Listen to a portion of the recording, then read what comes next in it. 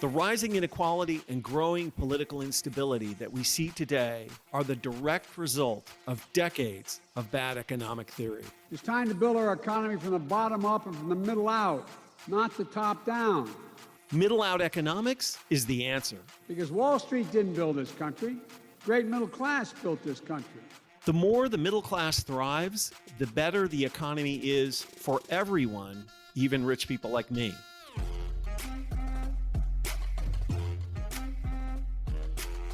This is Pitchfork Economics with Nick Hanauer, a podcast about how to build the economy from the middle out. Welcome to the show.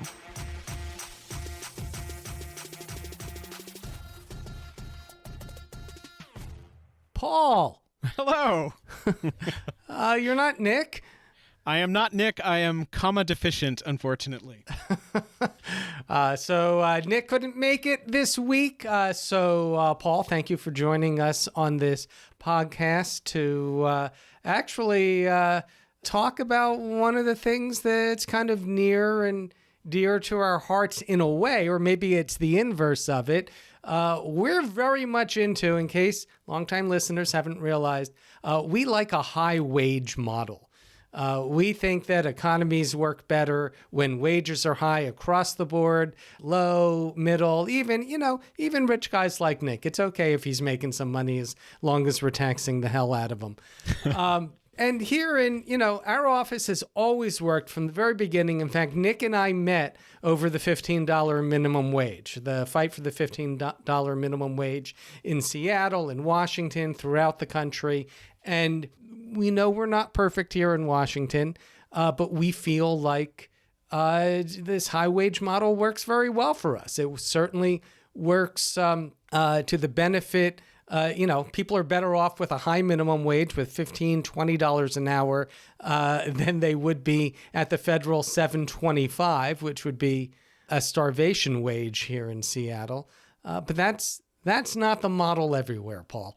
It is not. It is not. We are a laboratory of democracy here in the United States, right? And so, yeah, different states do it differently. Yeah, and that's a great metaphor to bring up, that laboratory of democracy idea, because different states choose different models, and it turns out that throughout the much of the former Confederacy, really all of the former Confederacy, they have pursued a different economic model, one of low wages, one of less regulation, one of opposing organized labor. And, we do the same thing here, low taxation on the rich. But we're not perfect, as I said.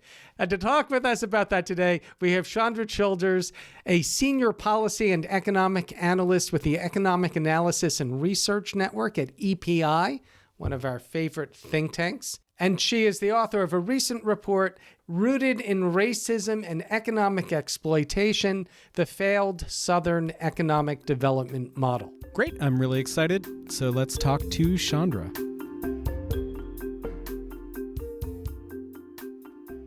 My name is Chandra Childers. I am a senior policy and economic analyst with the Economic Policy Institute. Specifically, I work with our state and local policy group, and my work focuses on the southern states in particular. And so the work that I am here to share today is focused on the Southern Economic Development Model. It's a project called Rooted in Racism and Economic Exploitation. And what we do with this work is show that the model in place across the South is an intentional model, and it's a model that's failing workers and families across the region.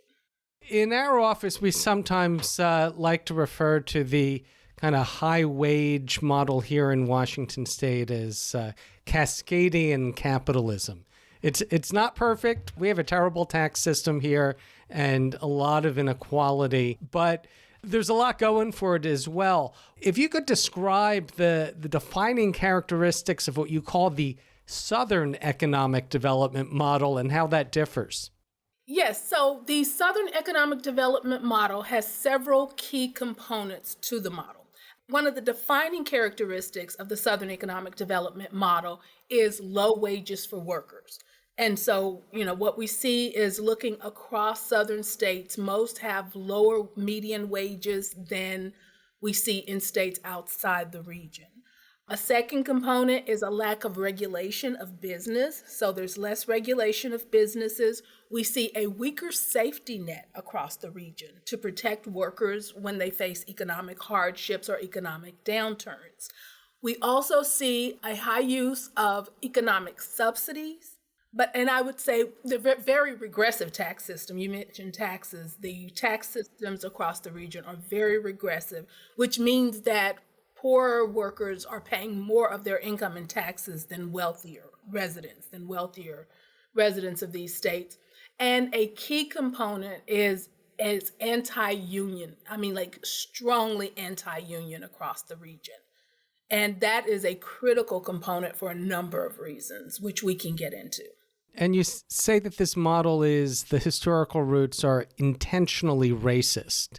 Explain how that works. Sure. So we refer to this as rooted in racism because the model that's in place, while today the model has been kind of, they've cleaned up some of the historical roots and they portray it as this business-friendly model that's intended to attract business and job growth, which theoretically should lead to broad prosperity, widespread shared prosperity.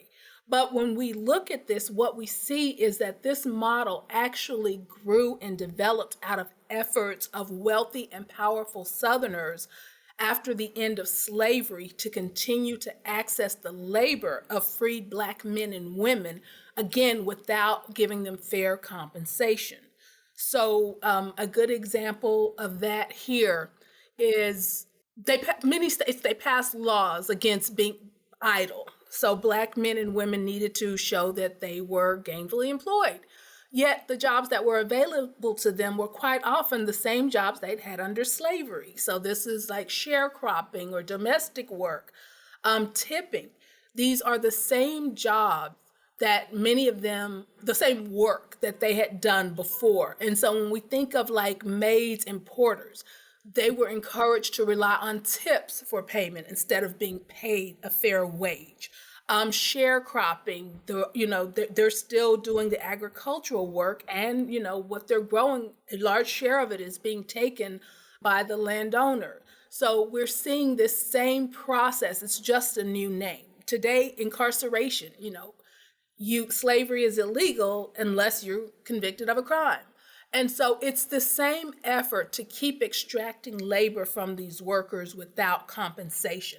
And you can see that, for example, in the Fair Labor Standards Act, where what are the jobs that are excluded in order to get support from Southern, lawmakers?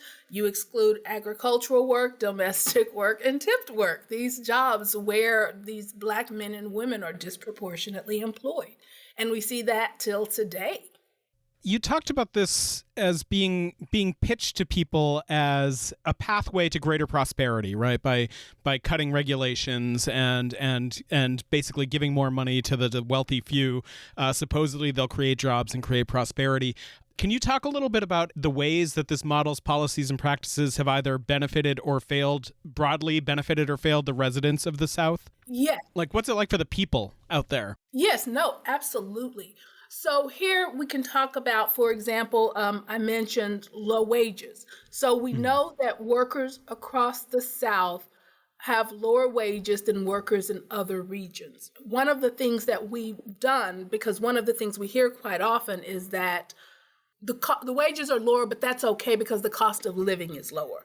We adjusted wages for differences in the cost of living, and we found that wages across the South still remain lower than wages outside the region.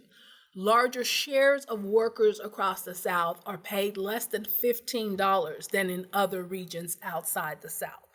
If we look, for example, and this is one of my favorites, the minimum wage law. I feel like I'm all over the place because there's so many pieces of this. Well, we love minimum wage here, so get into the details.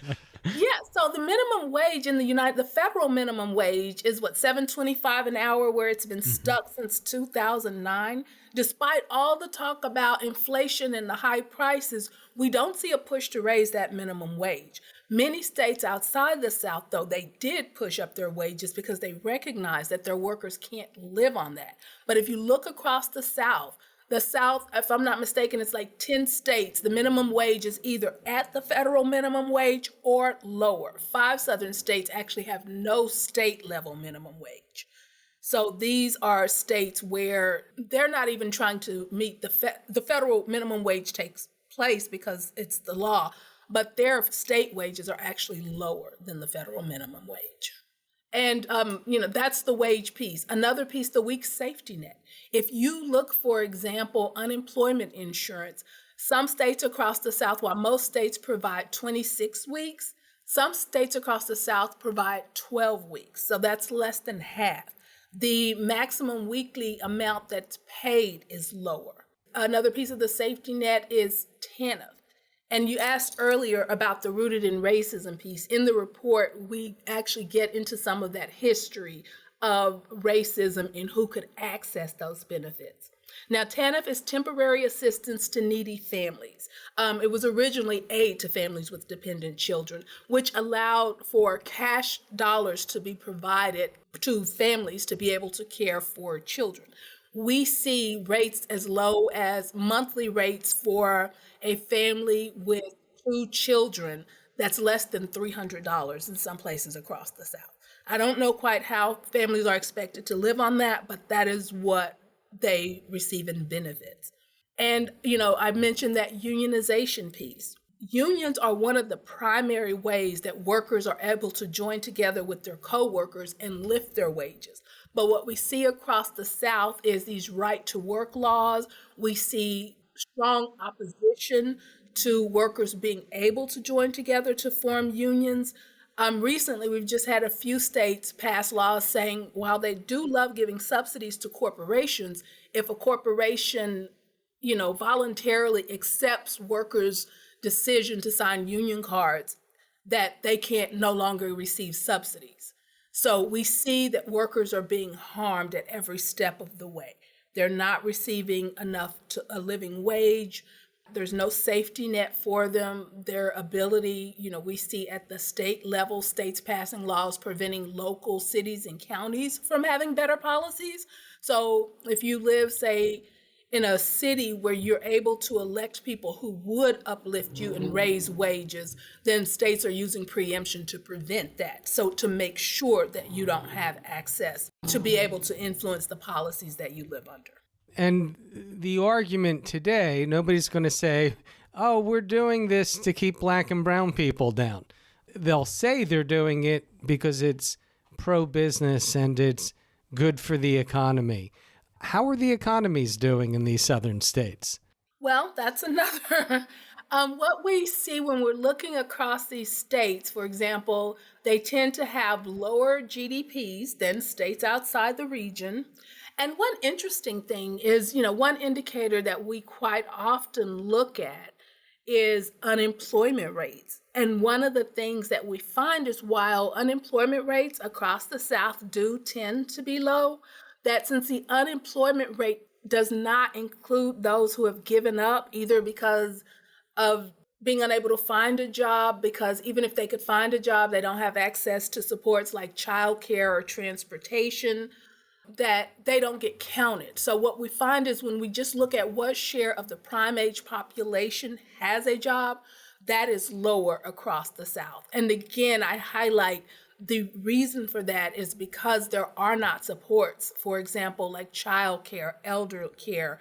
And we know that lots of moms and dads and people who are, that sandwich generation caring for children and elderly or disabled parents or other family members, without those supports, they're not able to actually actively participate in the labor force.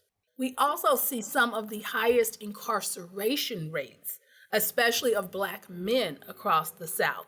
And we know research tells us again and again that that's a key barrier to being able to access employment once they're released. Have there been any recent policies adopted or initiatives aimed at addressing these economic disparities in the South? I don't know about at like the state level. Mm-hmm. Is there anybody doing any work in cities on the city level that's interesting or hopeful? I think there's where the preemption kicks in. If Right. cities or counties or localities start trying to do things to benefit their workers, then that's where you'll see states come in with preemption to prevent them from doing so. And that's where Black and brown communities have the largest political influence, is at the local level. Yes, that's exactly right. That's where they would be able, especially in some of the larger cities across the region. We talk about segregation. We know that there are some large majority Black or predominantly Black cities where they are able to push for policies, but that's where you get state preemption coming in. Are some southern states doing better than others? You can see politically states like Georgia and Virginia and North Carolina, and you include in this, in your definition of the South, the District of Columbia and Delaware. Are they? Is there a movement in some of these more developed states to go in a different direction? Yes. So, and that is one thing we include, like Maryland, Delaware, DC. One, that's how the Census Bureau defines it, but it also allows us to contrast those southern states that adopt the Southern Economic Development Model and those southern states that don't.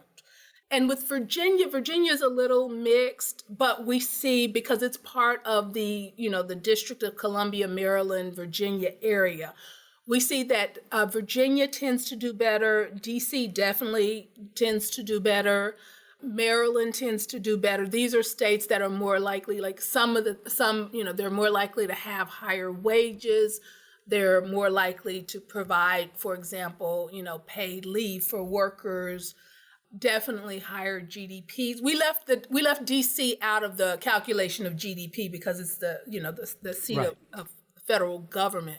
But we do tend to see that these states do better, and sometimes on par with states outside the region, than states that I think most people think of when they think of the South. Like when people think of the South, they think Florida, Mississippi, Louisiana, you mentioned Georgia. So we do see very different results depending.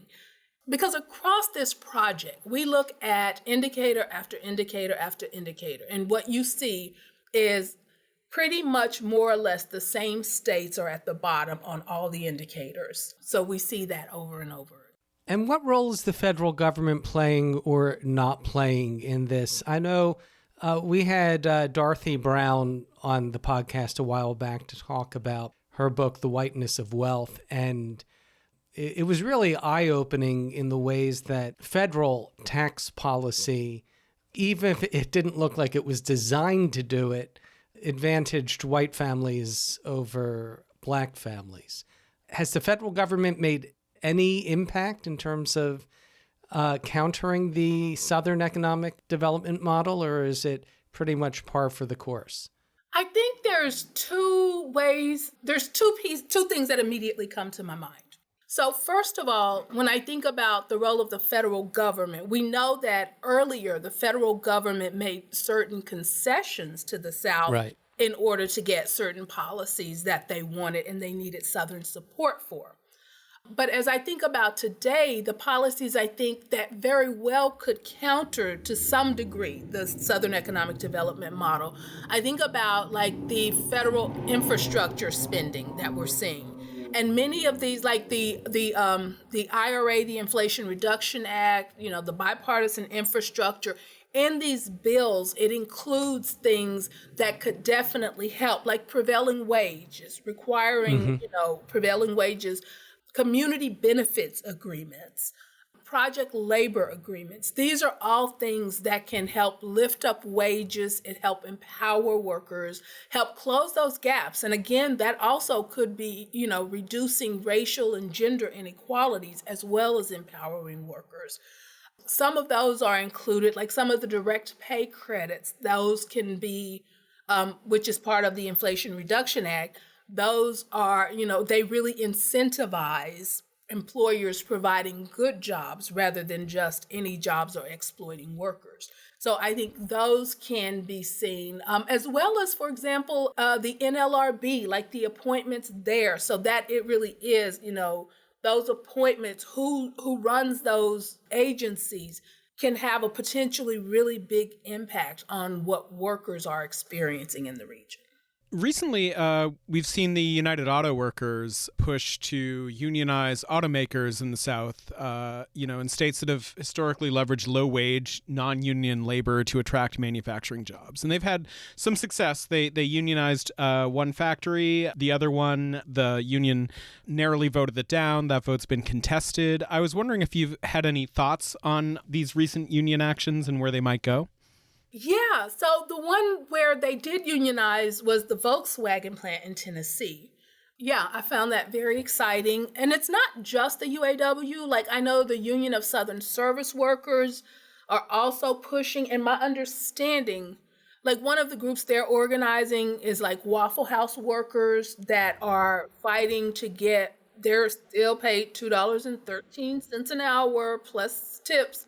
And I always like to, note that when I was raising my son, I worked at an IHOP where I was paid $2.13 an hour. He's now in his 30s, and it's still $2.13 an hour plus tips. Oh. And so we're seeing workers across the region begin to really recognize the importance of organizing, of being able to come together. But I think also, again, some of the things we've talked about, a lot of workers are scared. A lot of workers, they know that there is no safety net for them. And like some of the automakers that are moving into the region, they are moving into some rural communities where there may not be a lot of other options for workers. And, so even though they may be treated poorly, paid poorly, it may still be better than any alternatives that they have. But the fact that we are seeing them push forward, that we are starting to see that shift, it makes me really hopeful. And another thing I note is that as the population of the South, as it grows and becomes more diverse, that may be another opportunity for us to hope that we might have change coming down the road. We focused mostly on how this model impacts low-wage workers. How has it impacted the middle class? How's the middle class doing in the southern states? When we look at, there's a measure of inequality that there's a couple measures. And one, it looks at like the share of all household income that goes to like the top 5% and to the top 20%. And that, of course, is not the middle class, but the fact that that share is increasing indicates that the middle class is being squeezed. But also some of the other indicators that we look at, for example, the share of workers that have health insurance coverage with their job, the share of workers receiving pensions. Many of the southern states don't provide things like paid leave. And so these would be benefits for middle class workers, but we know that they are much less likely to receive these benefits than middle class workers outside the South. Let's get to the benevolent dictator question. We like to ask, this is no political constraints. What would you change to fix this? What are the priorities? Are we saying that there's a single thing?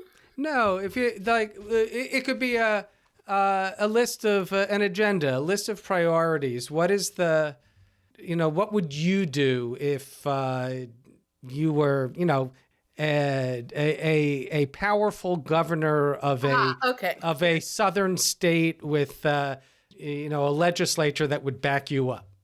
The details and specifics of that, I would think each state, the people in the states, but I think at a minimum, it's reversing that Southern economic development model. Instead of taking that low road, provide supports. Like, if workers were allowed to unionize, that's one step right there that empowers the workers themselves to be able to demand better wages, One of the things we didn't even mention when we talk about lack of regulation of businesses is worker safety. Worker safety is not being taken serious in many instances. So protecting workers, making sure that they are able to afford to provide for themselves and their families.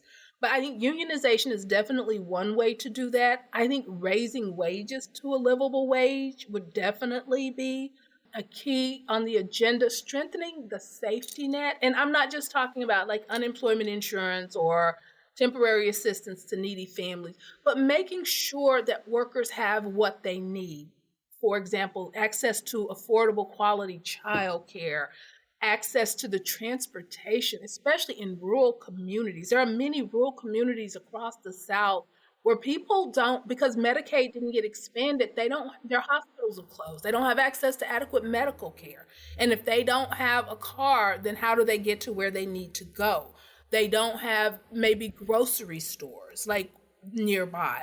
I've heard some people talk about having to do their grocery shopping at like dollar stores.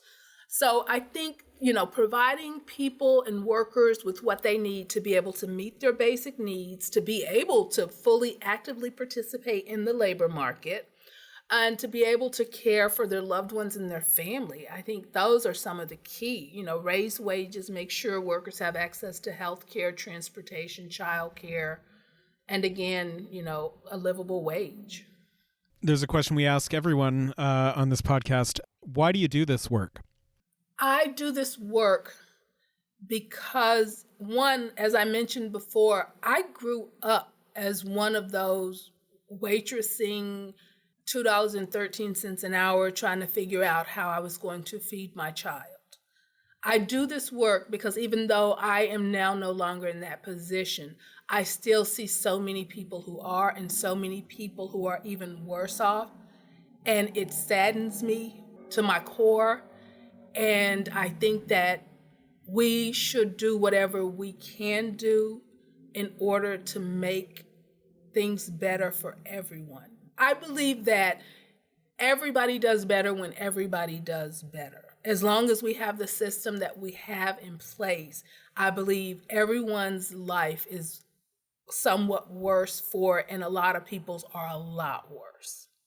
But everybody should be able to live a life of dignity. Amen. Thank you for your work, and thank you for talking with us about this today. It's not like I didn't know some of this, but it's always kind of depressing to read it again in black and white. Yeah. Thank you for having me.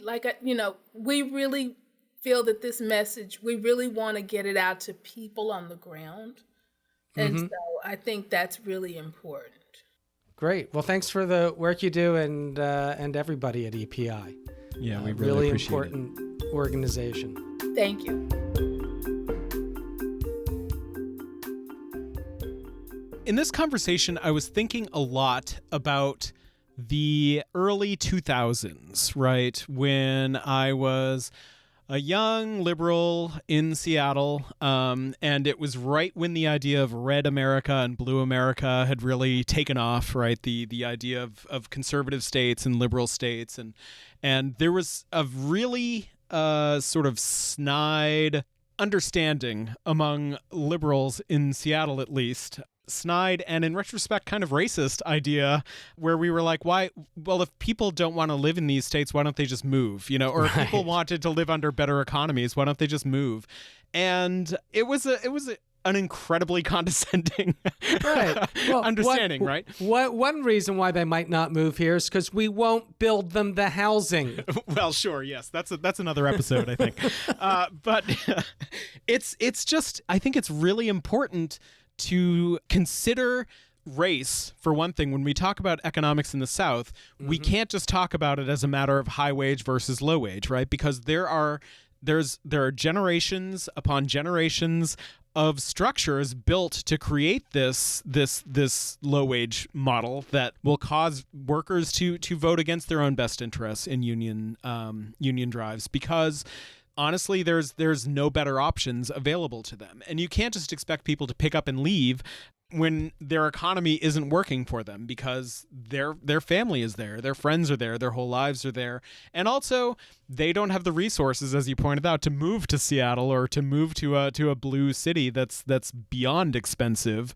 And so it's really important to hear from economists and from people like Chandra, who have the experience of from waiting tables at IHOP to really doing a deep dive into the economic lives of these workers in the South. Right. And the thing that stood out to me about this, Paul, is that this Southern economic model, for the most part, it's straight up trickle down.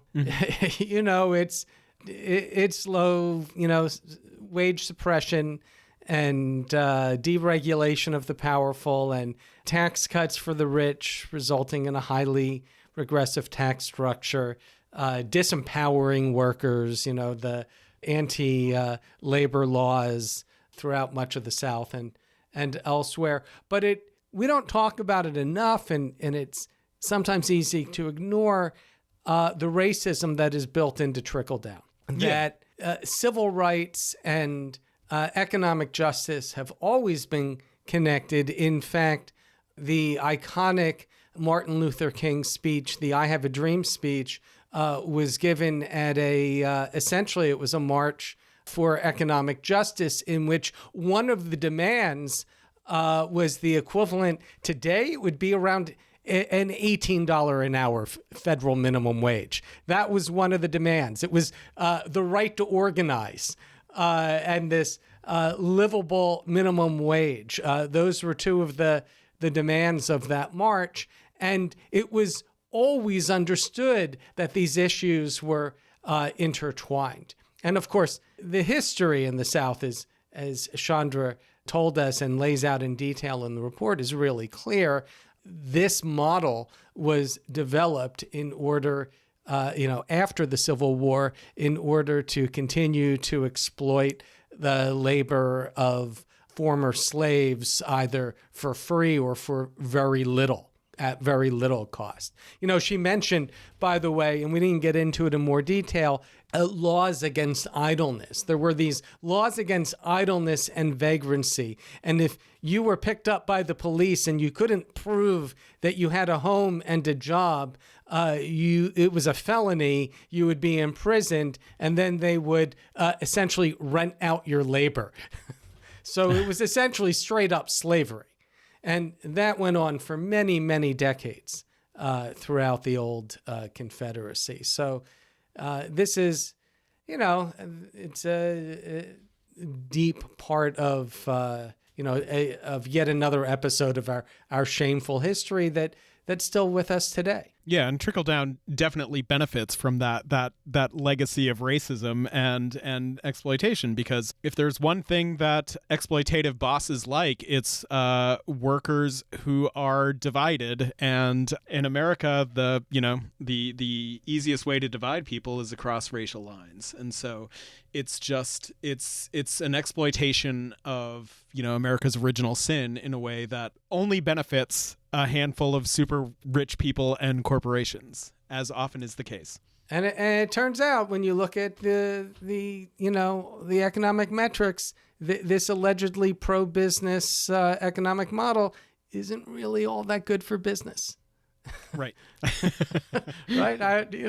Not great for the local economy. Anyway, if you want to read more, highly encourage you to look in the show notes, where we provide a link to Chandra's report, Rooted in Racism and Economic Exploitation, the Failed Southern Economic Development Model. Pitchfork Economics is produced by Civic Ventures. If you like the show, make sure to subscribe, rate, and review us wherever you get your podcasts. Find us on Twitter and Facebook at Civic Action and Nick Hanauer. Follow our writing on Medium at Civic Skunkworks, and peek behind the podcast scenes on Instagram at Pitchfork Economics. As always, from our team at Civic Ventures, thanks for listening. See you next week.